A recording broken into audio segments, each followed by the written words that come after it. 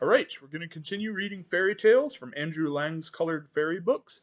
They are called Andrew Lang's, but they were compiled by his wife, Lenore Elaine, and today's story is entitled The Six Sillies. Once upon a time, there was a young girl who reached the age of 37 without ever having had a lover, for she was so foolish that no one wanted to marry her. One day, however, a young man arrived to pay his addresses to her, that is, to ask for her hand in marriage, and her mother, beaming with joy, sent her daughter down to the cellar to draw a jug of beer. As the girl never came back, the mother went down to see what had become of her, and found her sitting on the stairs, her head in her hands, while by her side the beer was running all over the floor, as she had forgotten to close the tap. "What are you doing there?" asked the mother. "I was thinking what I shall call my first child after I'm married to that young man. All the names in the calendar are taken already." The mother sat down on the staircase beside her daughter and said, "I will think about it with you, my dear."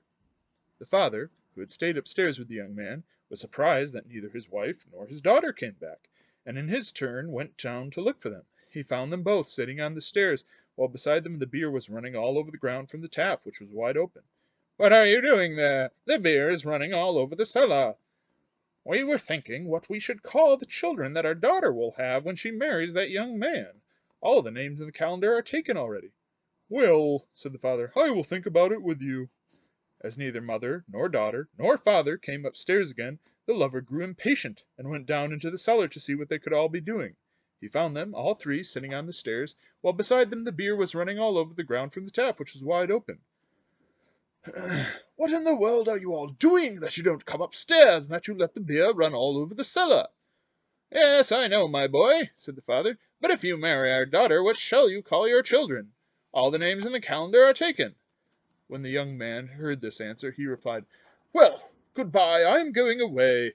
When I shall have found 3 people sillier than you, I will come back and marry your daughter." So he continued his journey, and after walking a long way, he reached an orchard. Then he saw some people knocking down walnuts and trying to throw them into a cart with a fork. "What are you doing there?" he said. "We want to load the cart with our walnuts, but we can't manage to do it." The lover advised them to get a basket and to put the walnuts in it, so as to turn them into the cart. "Well," he said to himself, "I have already found someone more foolish than those 3." So he went on his way, and by he came to a wood. There he saw a man who wanted to give his pig some acorns to eat, and was trying with all his might to make him climb up into the oak tree. "What are you doing, my good man?" asked he. "I want to make my pig eat some acorns, and I can't get him to go up the tree." "If you were to climb up and shake down the acorns, the pig would pick them up." "Oh, I never thought of that." "Here is the second idiot," said the lover to himself. Some way further along the road he came upon a man who had never worn any trousers and who was trying to put on a pair, so he had fastened them to a tree and was jumping with all his might up in the air so that he should hit the 2 legs of the trousers as he came down.